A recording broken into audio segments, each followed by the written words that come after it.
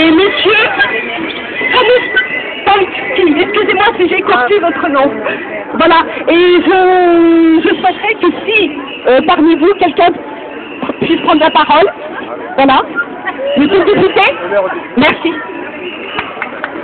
Merci. Et donc, pour ceux qui ne me connaissent pas, je m'appelle Pierre Gosselin et je suis le député notamment du Kremlin-Bicêtre.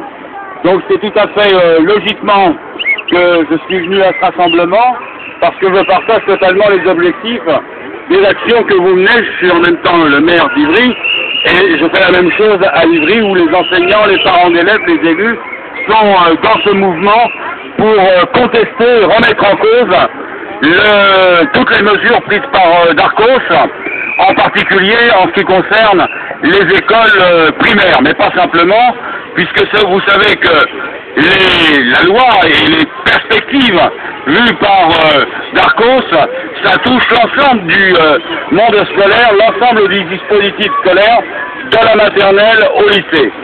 Et bon, sur un fond extrêmement grave, puisque au départ, il s'agit quand même de la suppression de milliers d'emplois dans l'éducation nationale, le non-remplacement de 13 000 enseignants du primaire et du secondaire. C'est un ensemble de dispositifs extrêmement préoccupants par rapport au service public de l'éducation. On ne peut pas laisser faire. Vous savez aussi que derrière ce profil, la privatisation d'une partie de l'enseignement. Et Darcos peut dire aujourd'hui, j'ai jamais remis en cause la maternelle, c'est totalement faux. En réalité, ils veulent substituer la maternelle avec d'autres formes qui seront des formes d'accueil, et notamment d'accueil privatisé. Mais je crois que le mouvement tel qu'il est engagé, il est important parce qu'il est national. Il est important parce qu'il rassemble effectivement des parents d'élèves, il rassemble des enseignants, il rassemble des personnels communaux qui travaillent, territoriaux, qui travaillent avec vous, il rassemble des élus. Et donc, c'est effectivement un rassemblement qui unit. Et comme vous l'avez vu, ce n'est pas rien. Darcos a été obligé, il a été obligé à un moment donné, c'est mon ami, c'est ton oreille que je... Il a été obligé de reculer, qu'on le veuille ou non, sur la question des lycées. Certes, ce n'est pas terminé. Et on peut penser que M. Darcos et le gouvernement... J'ai peut-être touché quelque chose. On peut penser que Darcos et le gouvernement essaieront de remettre en scène ce projet concernant les lycées.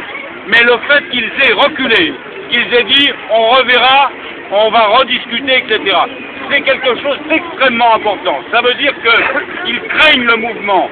Ils ont compris qu'il y avait quelque chose qui se passait dans le pays.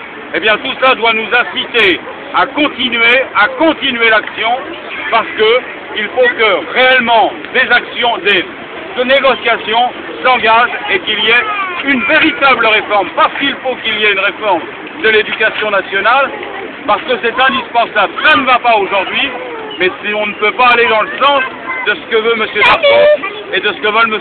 Fillon et Sarkozy.